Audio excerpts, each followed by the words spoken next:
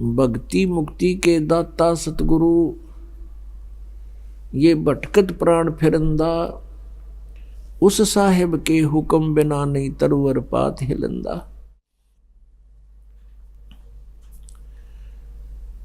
परम पूज्य परमेश्वर कबीर देव जी,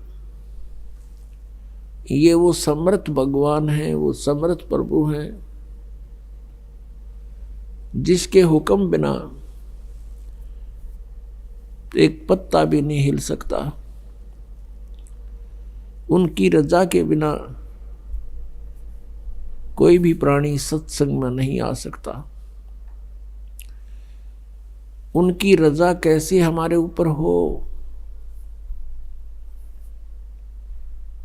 परमात्मा आत्मा के साथी हैं, इस मन के नहीं।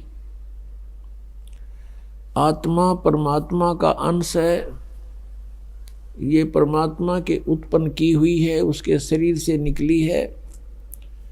इस आत्मा का उससे विशेष लिंक है, विशेष संबंध है।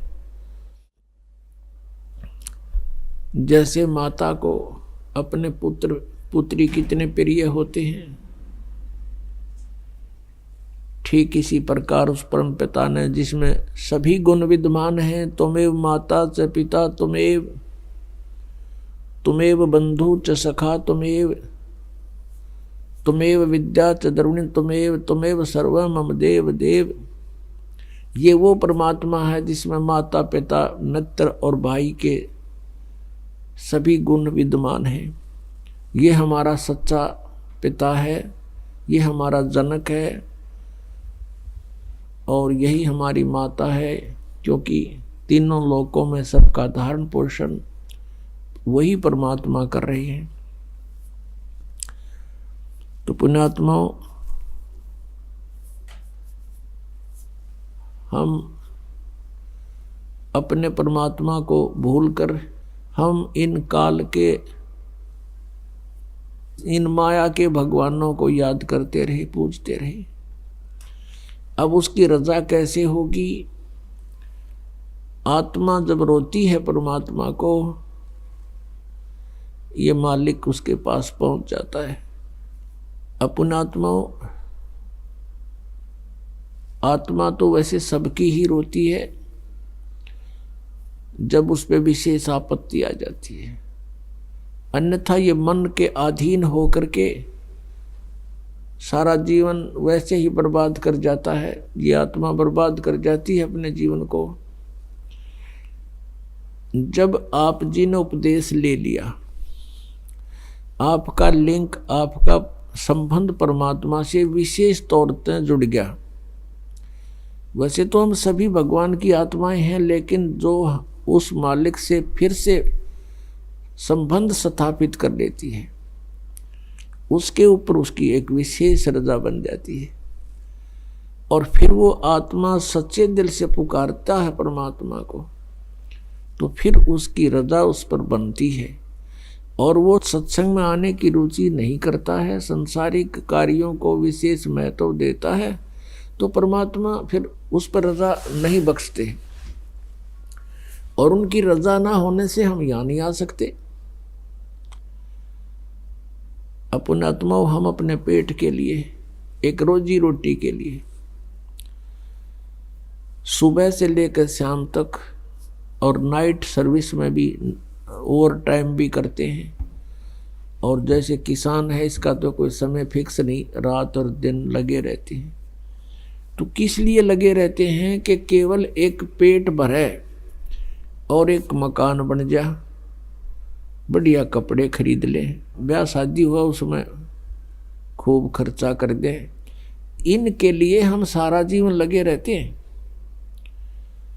और वो भी हमसे सफल नहीं हो पाता। तब हम परमात्मा की ही खोज करते हैं। एक मजदूर मेहनत करता है, या कोई व्यावसायिक व्यक्ति है, बिजनेसमैन है, वो अपने भरसक प्रयत्न करता है, अपने खूब सूझबूझ भी प्रयोग करता है, लेकिन फिर भी विफल हो जाता है। ऐसे ही किसान है, अपनी खूब मेहनत करता है, परिश्रम करता है लेकिन फिर भी सफल नहीं होता, कोई न कोई नुकसान हानि होती ही रहती है, तो फिर भी वो परमात्मा से ही अर्ज करता है लास्ट में। तो हम क्यों ना पहले भगवान से जुड़ जावें और उनके द्वारा दिए गए मार्ग पर हम लग जावें। क्या बताते हैं परमात्मा? दुख में सुमरण सब करें, सुख में करे न कोई, जय सुख में सुमरण करे तो दुख काहे को होवे। सुख में सुमरण किया नहीं, दुख में करते याद, कह कबीरता दास की ही कौन सुने फरियाद।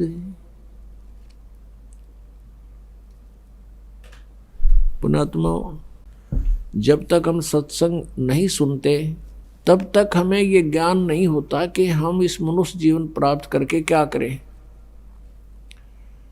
सत्संग में आने से प्राणी को ज्ञान होता है, महापुरुषों के साथ बीती हुई कथाएं आपको सुनाई जाती हैं, फिर आप भी उन महापुरुषों का आचरण करते हो जिन्होंने परमात्मा पाया, और फिर अपना जीवन सफल हो जाता है।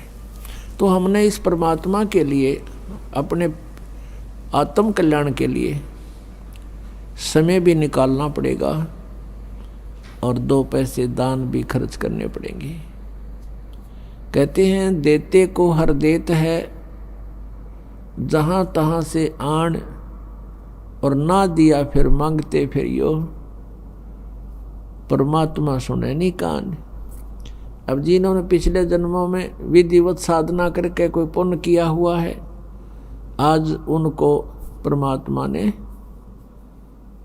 समय पर रोटी दी है, अच्छा व्यवसाय दिया है, या कोई अच्छी पोस्ट दे रखी है, या अन्य कोई साधन उसका बना ही रखा है। अब उसकी रोजी रोटी की समस्या हल हो रही है, क्योंकि उसने पहले जन्मों में दान किया हुआ है, धर्म किया है। और जिन्होंने कंजूसी की थी, आज उनको कुछ प्राप्त नहीं है, कोई मजदूरी कर रहा है, कोई भिखारी बन के मांगता फिर रहा है। तो यहाँ परमात्मा कहते हैं देते को हर देत है, जहाँ तहाँ से आन, और अण देवा मांगत फिरो, जिसने नहीं दिया फिर वो मांगते फिरियो, परमात्मा सुने नहीं कान। एक इंसान रिक्शा के अंदर बैठा है और एक इंसान उसको खींच रहा है, चला रहा है। ऐसा अंतर क्यों है?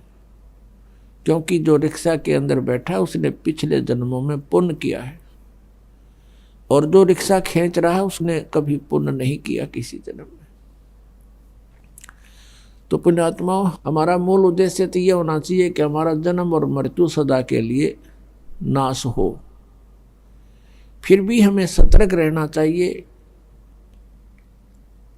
इस काल के लोक का कोई भरोसा नहीं, इंसान कब मार खा जाए, और काल की अपनी पूरी कोशिश रहती है कि किसी ना किसी प्रकार इस प्राणी को परमात्मा से दूर कर दूं, इसके नाम को खंडित करवा दूं। एक बार नाम खंडित करवा के फिर ये चुप हो जाता है, खामोश हो जाता है, और वो प्राणी जो यहाँ से दूर हो गया, उसका नाम खंडित हो गया, फिर उसको धीरे धीरे धीरे धीरे उसका मन यहाँ से हटता चला जाता है, फिर वो काल के जाल में फंस जाता है। तो कहने का भाव ये है कि हमारा उद्देश्य तो होना चाहिए कि मोक्ष हो, हे भगवान फिर इस गंदे लोक में जन्म ना हो।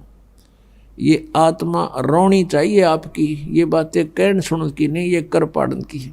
इसके लिए तत्व ज्ञान आधार बना के चलना पड़ेगा अपने। अपना आत्मा फिर भी काल का बहुत बड़ा प्रेशर है जीव पर। पिछले इतिहास देख लो, बड़े बड़े भगत भी मार खा गए, रह गए यहीं काल के जाल में। तो इसलिए आपको पुण्य भी करते रहना है, और इस पुण्य से हमें यहाँ से छूटने में भी बहुत सहयोग मिलेगा। ये एक धर्म यज्ञ है, एक यज्ञ है धर्म की, दूसरी यज्ञ है ध्यान, और तीसरी यज्ञ हवन की, और चौथी यज्ञ प्रणाम, पांचवी यज्ञ है ज्ञान की, जो आपको तत्व ज्ञान सुनाया जाता है, सब अध्याय करते हो, ये ज्ञान यज्ञ है। तो परमात्मा पाने में भी ये अति सहयोगी है। ये धर्म एक यज्ञ है धर्म की, जैसे आप यहाँ दान करते हो तो उसमें से भंडारे होते हैं।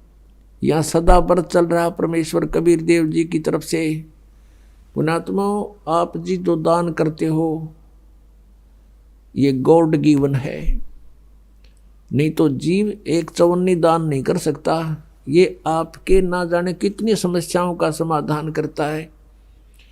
किसी की शराब छुड़वाता है, जीव नहीं छोड़ सकता विकार को, परमात्मा रजा बख्शते हैं तभी मन हटता है ये। और आने वाले आपदाएं हैं, कोई मुकदमा होना है, या कोई चोरी होनी है, या कोई बीमार बच्चा होना है, परिवार का कोई सदस्य रोगी होना है, उसमें हजारों 10-20 हजार रुपये खर्च होने हो, और उनको 100 रुपये की दवाई में ठीक कर देगा भगवान आपको। और पहले तो आपके इस प्रकार की आपदाओं को टालेगा, और फिर प्रेरणा करता है कि भी दान करना चाहिए। गुरु जी बताते हैं धर्म तो 10 के नहीं 10 के तीनों लोग, और खैर आए तुम्हें खैर है कीजिए आत्मभोग। कहते धर्म का नाश नहीं होगा, तीनों लोगों का तो नाश होगा एक दिन, ये तो नष्ट होंगे, लेकिन धर्म का नाश नहीं होता। धर्म तो 10 के नहीं 10 के तीनों लोग, और खैर आए तुम्हें खैर है, यानी दान करने में ही आपकी जो है बचाव है, और कीजिए आत्मभोग। तो पुण्यात्माओं पहले आपको सुख देता है भगवान, कितने दयालु हैं, और फिर अंदर से प्रेरणा करते हैं कि भी दान करूंगा। आप देखते हो यहाँ पर कितना पुण्य हो रहा है। अगर विश्व में कहीं आपको ठिकाना है 2 पैसे धर्म में लगाने के, तो ये बरवाला आश्रम है। नहीं तो पूरे विश्व में शास्त्र विधि को त्याग कर मनमाना आचरण हो रहा है, और ऐसे स्थान पर किया हुआ दान वो कुपात्र को दिया जाता है। गीता जी में लिखा है कि जो कुपात्र को दिया हुआ दान कभी सफल नहीं होता। अब कितने दयालु है परमात्मा, फिर अंदर से प्रेरणा करते हैं कि देख दाता ने हमारी इतना बचाव कर दिया, या ऐसे होना था, भगवान बड़ी दया करी है। और तो फिर प्रेरणा करता है कि कुछ दान करूं। तो कहते करे करावे साइयां, और मन में लहर उठा, दादू शरदर जीव के आप बगल हो जावे। ये इतने दयालु हैं, हमारे कल्याण के लिए कितनी रजा करते हैं, हमारे कल्याण पर कितना ध्यान रखते हैं कि कैसे होगा इसका कल्याण। और ये स्वयं भी कहते सोचल सीधर मैं करूं अपने जन के काज। तो पुण्यात्माओं मोक्ष प्राप्ति के लिए भी धर्म ये 500 यज्ञ अनिवार्य है। जैसे खेत में बीज बो दिया, सिंचाई की नहीं, खाद डाला नहीं, तो वो बीज व्यर्थ हो गया। ठीक इसी प्रकार ये सतनाम और सारनाम ये तो बीज है, और ये 500 यज्ञ सिंचाई है। तो इस बीज को बोने के उपरांत यह सिंचाई लगातार करनी पड़ेगी जब तक फसल पकेगी। तो फसल पकेगी तब हम यहाँ से चले जाएंगे, तब हमारी फसल पकेगी। तो अंतिम श्वास तक आप जी ने दान भी करना है, सत्संग भी सुनना है, ज्ञान यज्ञ जिसे कहते हैं, और प्रणाम यज्ञ 500 यज्ञ करते रहना है, और नाम का सिमरण भी करते रहना है। तो इससे हमारी ये भक्ति मोक्ष जो है सफल होगा, हमें मोक्ष प्राप्त होगा। अब मान लीजिए किसी कारण से आप पैर फिसल गया, नहीं गए सतलोक में, फिर दुर्गति तो यहाँ होनी ही होनी है। 84 लाख योनियों में आपने जाना ही जाना है। इतना सहारा आपको मिल जाएगा, पुनर्जन्म होगा तो आपकी रोजी रोटी की समस्या हल पावेगी। किसी अच्छे धनी व्यक्ति का जन्म होगा और फिर आपको सहयोग मिलेगा। लेकिन आप जी का ये मन में सपने में भी नहीं आना चाहिए भगवान फिर जन्म हुआ है। ऐसे नहीं, कहने से नहीं, आपको इस ज्ञान से आपके हृदय में, आपकी आत्मा में इतनी यहाँ से नफरत बन जाएगी, गलानी बन जाएगी, जैसे किसी वस्तु से एलर्जी हो जाती है, उसको मुंह की तरफ करते समय भी उल्टियाँ आती हैं, हबक आती हैं। तो ऐसी स्थिति आपकी आ जाएगी यहाँ पर इस ज्ञान से, इस भक्ति विधि से। कुछ समय के उपरांत आपको यहाँ किसी भी वस्तु में आनंद नहीं आएगा, ना किसी राजकाज में, ना किसी एमएलए, एमपी, मंत्री, मुख्यमंत्री, प्रधानमंत्री के पद को आपकी आत्मा नहीं मानेगी जब ज्ञान हो जाएगा।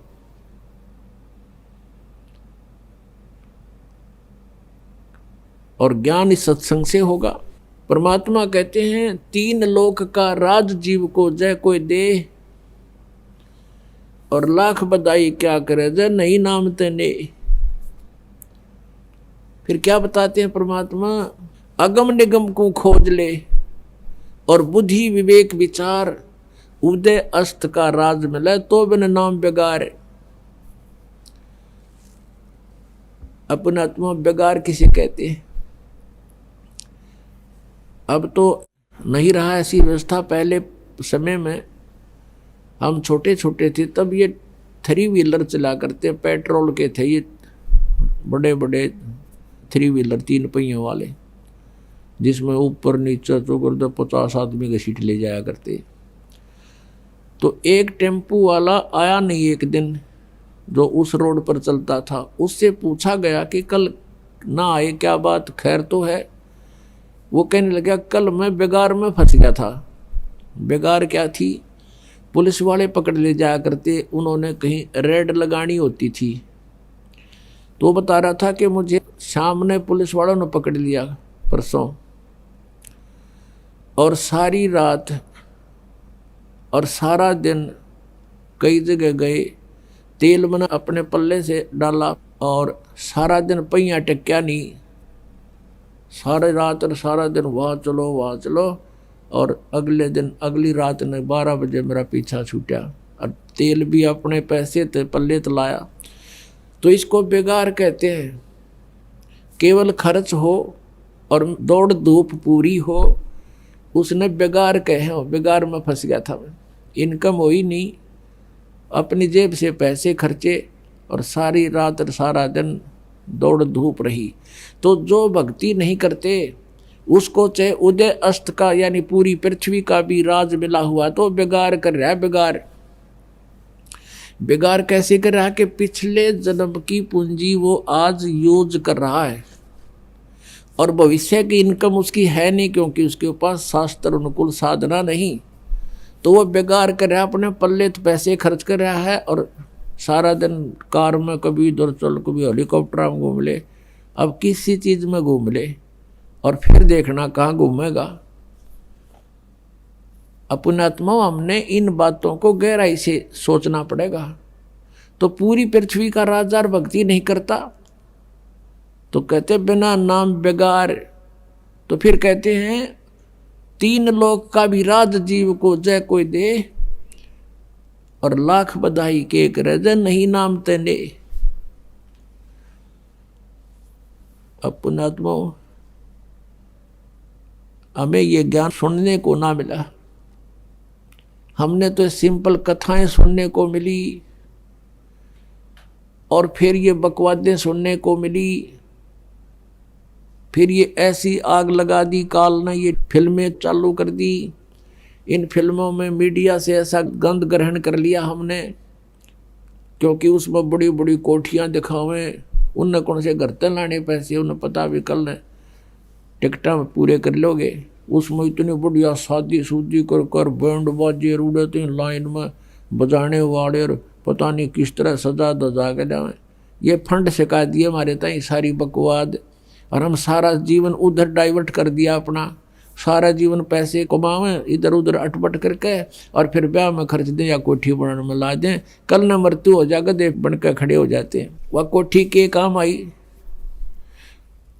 तो पुण्यात्मा मन हटाना पड़ेगा इस बकवादों से यदि भक्ति करना चाहते हो। और हमारा उद्देश्य आपको यहाँ केवल सांसारिक सुविधाएं देना नहीं है। हमारा उद्देश्य, दास का उद्देश्य और परमात्मा का जो आदेश है, आपका यहाँ से पीछा छुटवाना है। आपको आवश्यक सुविधाएं अवश्य मिलेंगी, अन्य से अच्छी मिलेंगी, लेकिन जो आपको हानिकारक होंगी आपकी डिमांड पर भी नहीं मिलेंगी। आपकी आपदाएं नहीं रहेंगी, आपके जो जीवन में कोई संकट है वो नहीं रहेगा, आपकी अकाल मृत्यु नहीं होगी। ये गारंटीड बात समझ लेना। जब नियम में रहोगे तो जब लग हंसा हमरी आना और काल लगे नहीं तेरा बाणा, हमारी मर्यादा में रहोगे भगवान कहते हैं, फिर इस काल का अटैक तुम पर नहीं हो सकता। पग पग पर ये तक तक मारे काल अचानक बाणा, बाण माने तीर, कहता यू पग पग पर तक तक मारे, अचानक ठोक दे है। और जब हम परमात्मा की शरण में आ जाएंगे, इसके ये तीर हमारे ऊपर नहीं कामयाब होगा। ये तो हमने जो उद्देश्य है कि यहाँ से पीछा छुटवाना है। इंद्र दा राज कागदा बेष्टा और ना बोगा इंद्राणी नू। हमारी आत्मा यहाँ इतनी हेट बन जाएगी कि इंद्र स्वर्ग का राज्य भी हमें कोई दे, हम थूके भी कोई नहीं उसकी तरफ, क्योंकि अपनी पूंजी बर्बाद करनी है। बिगाड़ करने वाली बात है, क्यों करें हम ये बिगाड़। आप सुन रहे थे जगत गुरु तत्वदर्शी संत रामपाल जी महाराज जी के मंगल प्रवचन। अधिक जानकारी के लिए विजिट कीजिए हमारी वेबसाइट www.jagatgururampalji.org। संत रामपाल जी महाराज जी के शुभ आशीर्वाद से पूरे विश्व भर में 500 से भी ज्यादा नाम दीक्षा केंद्र हैं, जिन पर संत रामपाल जी महाराज जी द्वारा ऑनलाइन निशुल्क नाम दीक्षा दी जा रही है। अपने नजदीकी नाम दीक्षा केंद्र का पता करने के लिए संपर्क करें 8222880541।